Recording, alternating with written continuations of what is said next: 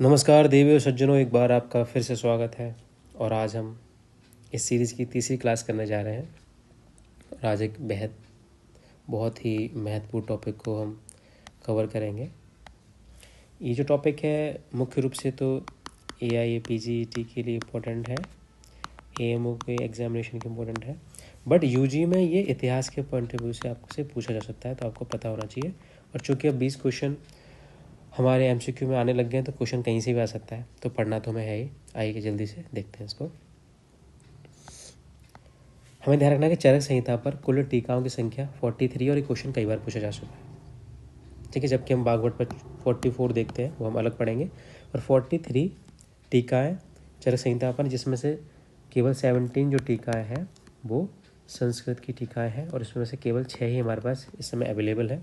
बाकी मैंने आपको बताया था कि बाकी जो हमारा बांगे में है वो नष्ट किया जा चुका है मुख्य रूप से। तो 17 संस्कृत की टीका है, इनमें से 6 उपलब्ध हैं। आइए इसमें से देख लेते हैं हम लोग मुख्य रूप से। तो जो पहली टीका आप देखेंगे उसका नाम है चरक न्यास। पहले तो एक बार मैं आपको जल्दी से टीकाओं के नाम ले देता हूँ, ठीक है। पहले टीका देख लेते हैं।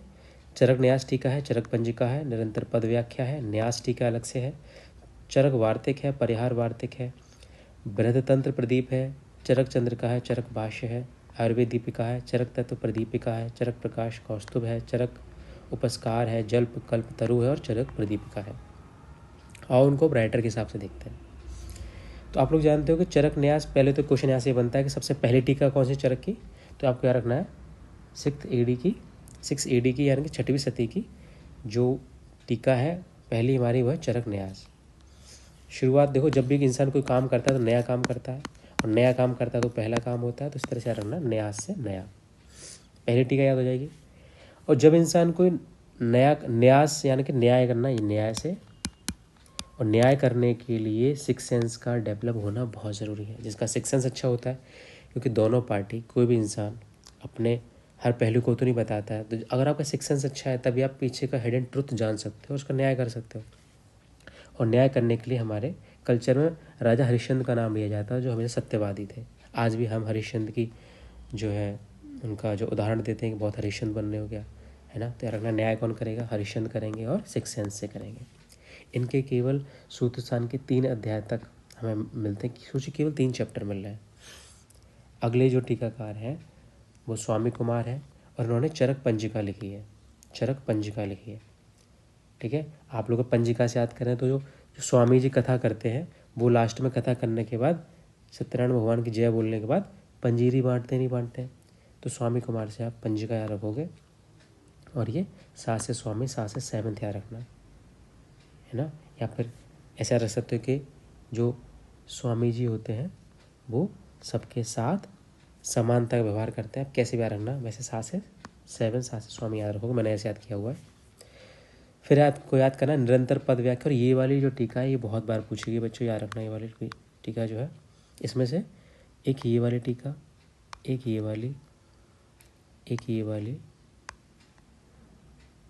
और ये तो बहुत इंपॉर्टेंट, जितना मैंने इंपॉर्टेंट लगा दिया वो तो आपको अच्छे से याद करना ही करना है। तो ध्यान से देखिए कि निरंतर पद व्याख्या का मतलब है कि जो ये टीका है वो किसने लिखी है, जेठ ने लिखी है। अब जेठ को ध्यान से देखो, तो जेठ को अगर हम जेठ लिख दें तो कैसा रहेगा। और जेठ का महीना जो होता है, गोविंदा जी का गाना है कि जेठ का जो महीना होता है उसमें सूर्य की तपिश से जो फर्श होता है हमारा, वो फर्श काफ़ी गर्म हो जाता है। तो यदि उस पर कोई पैर रखता है तो उसको पैर बहुत जल्दी जल्दी निरंतर रखने पड़ते हैं।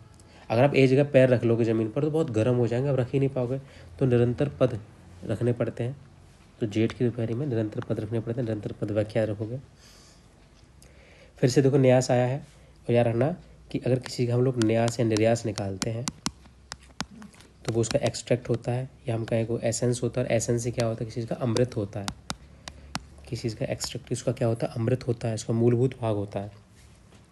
तो अमित प्रभाव ने न्यास टीका रखी। इंपॉर्टेंट नहीं इसलिए आप बस मैंने एक बार बोल दिया, आप सुन लेना, बहुत ज़्यादा जोर डालने की जरूरत नहीं है इन टीकाओं पर। फिर आती है चरक वार्तिक, क्षीर स्वामी दत्त की लिखी हुई है। याद रखना कि हम क्षीर वर्ती बनाते हैं विरेचन कराने के लिए, तो वह क्षीर वर्ती से आप लोग याद रखोगे, क्षीर स्वामी की वर्तिका, चरक वर्तिका। फिर होती है परिहार वर्तिका, वार्तिक जो है। तो परिहार वार्तिक क्या रखोगे कि जो आषाढ़ वर्मा से याद रखना है हमें कि जैसे यहाँ लिखा है षाढ़, यानी कि जो सड़ा हुआ होता है, कुछ भी चीज़ सड़ी हुई होती है तो हम उसका परहेज़ करते हैं, हम उसका त्याग करते हैं। तो परिहार से या परहेज से याद रखना कि हम सड़े हुए भोजन का क्या कर देंगे, त्याग कर देंगे, परिहार कर देंगे। अब ध्यान से देखो, ये सब के सब जो है ये 9वीं सदी के हैं, ठीक है। ये सब के सब 9वीं सदी के हैं। निरंतर पद व्याख्या, न्यास, ठीक है, ना से नाइन, ना से नाइन, कुछ भी करके याद रखो, ठीक है। और ये दोनों भी क्या है, 9वीं सदी के हैं। अब आते हैं बृहद तंत्र प्रदीप पर। तो याद रखना है आप लोगों को कि जो नर होता है, जो असली नर होता है, वही तो बड़े बड़े केस डील कर पाता है, हैंडल कर पाता है। तो बृहद तंत्र को, बड़े तंत्र को कौन हैंडल कर पाएगा, बड़े तंत्र को कौन हैंडल कर पाएगा, जो असली नर होगा। तो बृहद तंत्र से याद रखना आप लोग नरदत्त वाला। और इतना परफेक्ट है कि इसे 10/10 हम दे सकते हैं, 10/10 दे सकते हैं। फिर चरक चंद्र का याद रखना है हमें, चरक चंद्र का ये हमें गेदास से याद रखना है। आप लोग समझ सकते हैं क्योंकि कोई अगर मेल होकर चंद्रिका लगा रहा है, चंद्रिका से चाहे आप बिंदी याद रखो चाहे चुनरिया याद रखो, तो हम उसे कैसी संज्ञा दे सकते हैं। और हम 11वीं सदी से याद रखेंगे तीनों के एक साथ। यहाँ तो नाम ही है, 11 से 11 चरक के भाष्य। अब अच्छा, सबसे अच्छा भाषण अब तक का, सबसे पवित्र भाषण, सबसे बेस्ट भाषण किसने दिया है, तो भगवान कृष्ण ने दिया अर्जुन को। तो चरक भाष्य का याद रखोगे श्री कृष्ण वेद से। और ये भी 11 याद रखना है क्योंकि इस भाष्य में भगवान कृष्ण के द्वारा एक से एक बढ़कर वचन या भाषण दिए हुए हैं, ऐसे याद करना है। ऐसा है नहीं, बस बता रहा हूँ याद करने के लिए। ये वाली तो बहुत बार पूछी गई है, प्लीज़ इसको तो रट लेना, चाहे ट्रिक से चाहे बिना ट्रिक के। कि आयुर्वेद दीपिका किसकी है, तो आयुर्वेद दीपिका बेस्ट कमेंट्री है, चक्रपाणी द्वारा लिखी गई चरक के ऊपर, ठीक है। चक्रपाणी ने तो भानुमति भी लिखी है, सूत्र और निदान पर सुश्रुत की, मैं सुश्रुत वाले में कवर कराऊंगा आपको। पर याद रखना है कि यहाँ पर चक्रपाणी जी ने 11वीं सदी में ही आयुर्वेद दीपिका लिखी हुई है। ना याद हो तो वैसे रख लेना कि भैया यहाँ चक्कर किसका है, दीपिका का चक्कर है, ठीक है, लड़की का चक्कर है बाबू भैया, याद हो मूवी का डायलॉग, तो दीपिका चक्कर से याद रखोगे। और जहाँ चरक तत्व पर दीपिका आएगी तो बस आपको तत्व वर्ड को पकड़ लेना है यहाँ से। और ये क्वेश्चन कई बार पूछा गया है, जहाँ शिव होंगे वहाँ शिव तत्व जरूर होगा। और याद रखना बेटा, कहीं भी आपको तत्व दिख जाए, आंख बंद करके शिवदास वहाँ टिक कर देना,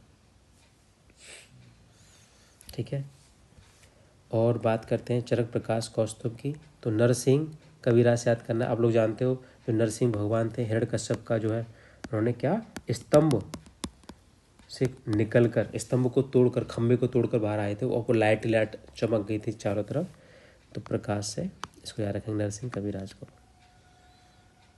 चरक उपस्कार को देखें तो ये रखना, चरक नाम का पुरस्कार किसे मिलेगा, जो टॉप करेगा।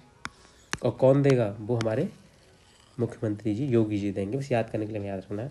जल कल्पतरु याद रखना है कि ध्यान रखना, गंगा के किनारे ही, तरु माने क्या होता है, तरु का पर्याय होता है वृक्ष। और कल्पतरु कौन होता है, वो वृक्ष जिसके नीचे बैठकर जो भी सोचते हैं वो मनोकामना पूरी हो जाती है, सारी कल्पनाएं पूर्ण हो जाती हैं, उसे कल्पतरु वृक्ष बोलते हैं। तो ऐसा वृक्ष कहाँ मिलेगा, माँ गंगा के पवित्र किनारे पर मिलेगा। तो गंगाधर राय ने क्या लिखी है, जल कल्पतरु। वैसे आप जब डिटेल में पढ़ते हैं तो खुद ही याद हो जाता है, पर चलो पहली बार याद करो तो ट्रिक से याद कर लेना। और चरक प्रदीप का याद रखना सरस्वती से, प्रदीपिका और सरस्वती ये क्या है, दोनों फ्रेंड है, ऐसे कुछ याद कर लेना, ठीक है। सबसे लेटेस्ट यही हमारे 20 में ना 20वीं सदी की है चरक प्रदीपिका, ज्योतिष चंद्र सरस्वती ने लिखी है। 19 वाली दोनों याद रखना अच्छे से कि चरक उपस्कार और जल कल्पतरु 19 वाली है, ठीक है। और नरसिंह वाली 17 में ये सब याद रखना है। ये वाला हम अच्छे से याद कर लेना कि ये 11वीं सदी तो याद करना ही करना है एग्जैक्ट, पर कभी भी क्वेश्चन ये भी एग्जैक्ट सन पूछ ले तब भी आपको 1075 याद रखना है। क्योंकि जब 1075 है तो इसका मतलब क्या है कि 11वीं चल रही है ना, हमेशा एक एक्स्ट्रा बढ़ता है ना। अगर यही 975 होता तो हम कहते 10वीं सदी चल रही है। जैसे इस समय 2025 चल रही, तो हम क्या कहते हैं कि 21वीं सदी चल रही है, 20वीं नहीं कहते ना। तो इस तरह से आपको अच्छे से ये सारी चीज़ याद रखना है। ओके, तो आज के लिए इतना ही, मिलते हैं नेक्स्ट वीडियो में, तब तक के लिए बाय बाय।